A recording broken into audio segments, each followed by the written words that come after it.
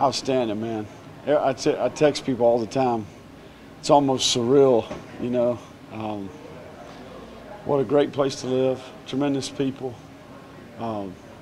This weather's incredible, isn't it? I mean, I really, and we're trying to get this point across to our players. It's about being grateful. It's about keeping great perspective about the opportunity that we have.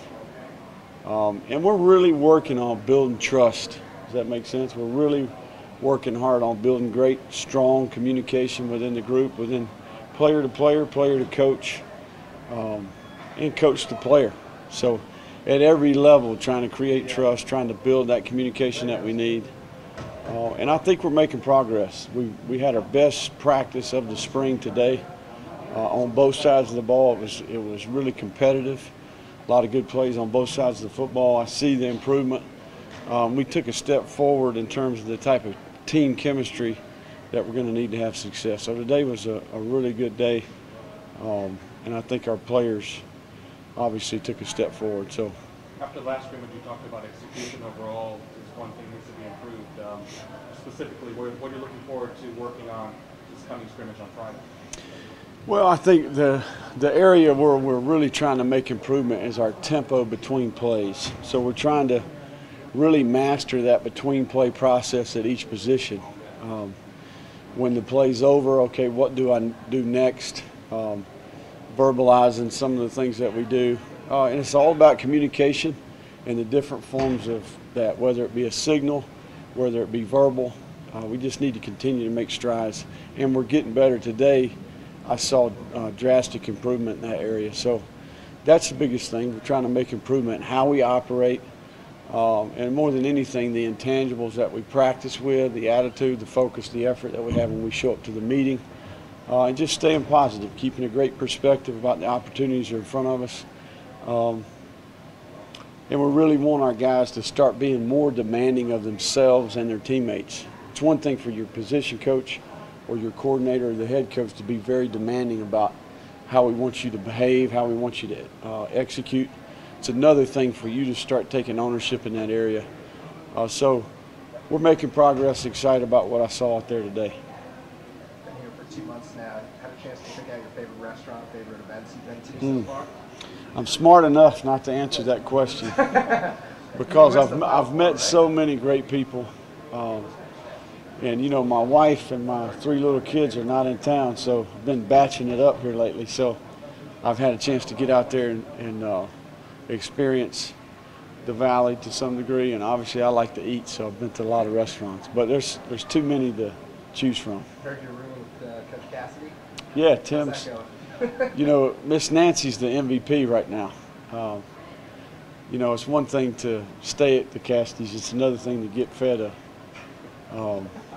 a great meal every night. So Miss Nancy's the MVP. So much talk in recent years about how the spread and the air raid doesn't translate from college to the NFL, and you got NFL GM, complaining about quarterbacks not being ready for the next level. I mean, what's your take on that? Well, I really believe in the model that we use. And having worked with some really quality teachers and carried this system over with some of those guys that I've worked with, it's been a consistent, evolving system that we have. But at its core, it's an NFL set of runs, protections, and pass concepts.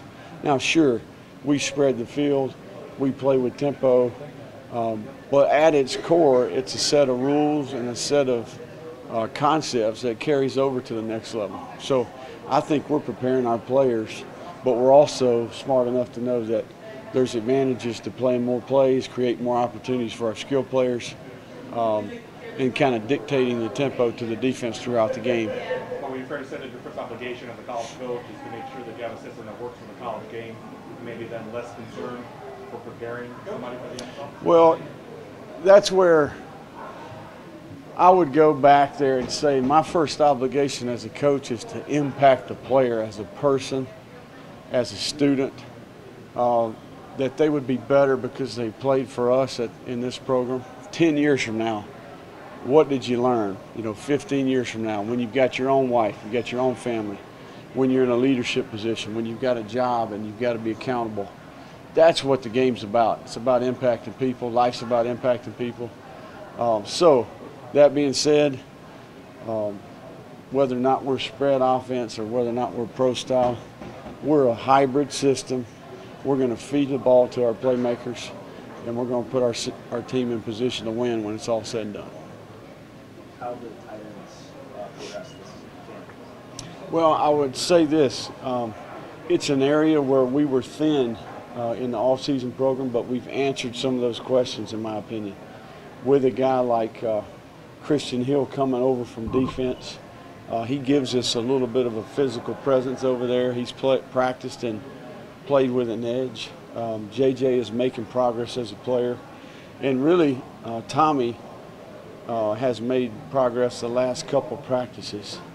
And it's a product of his work. He's spending time doing extra. He's studying on his own, and it's translating to the field. So we're making progress there. We're going to add 2 quality players at that position in the summer. So that's an area in our team where we need to continue to improve, but I'm pleased with where they're making progress right now. What's it been like working with Coach Likens? Because you guys are such different personalities. You're more laid back and he's more serious. Well, Coach Likens and I, we hit it off from the minute we met. You know, he and I have a lot in common, just in terms of what we believe, and it's given me great perspective having coached receivers in the past. I kind of know the battles that he has each and every day, how to practice, how to teach, how to deal with that room in general. So he's one of the best in the business. I don't think there's any doubt about that. We're very fortunate to not only have him on our staff as a position coach, but just as a person in general and what he brings each day to our staff. Yeah, because you guys both mentioned impacting people and being accountable. Right. You guys share similar, I guess, philosophies in terms of life. Yeah, and I think Coach Graham has made a point of hiring people that believe the same things. So football is a game. Coaching football is a profession that I chose because of the opportunity to affect young people. Having observed my dad, who was a coach over the years, chose the profession simply for that fact. So that's what it's about, and at the same time, nobody's more competitive than we are, you know, and we want to work tirelessly and be relentless to try to put our players in position to have success. So. You've seen the running back group now for a while. What's kind of standing out there to you, either individually or collectively? Well, I think we've got a big physical group that can catch the ball, can finish runs. You know, we've got production. You know, if you really look at Kalen and D-Rich have both had tremendous production, and I think Nick is a guy who can be very productive as a player. So we've got great options there. We need that depth, and it's going to be a group effort at that position. You know, you will see each and every one of those guys within each game, and I've had tremendous experience with that in the past. At Alabama, we were able to have that production. At Clemson, we were able to have that production. Multiple players at the running back position impacting the game. So we've got a talented group. I like their work ethic. I see the buy-in from them, and they're good practice players. They're smart, intelligent football type players. So very pleased and impressed with that group, and certainly excited about feeding those guys the balls and giving them the opportunity to make plays. Does Eno Benjamin figure in right away, or is it too hard to tell?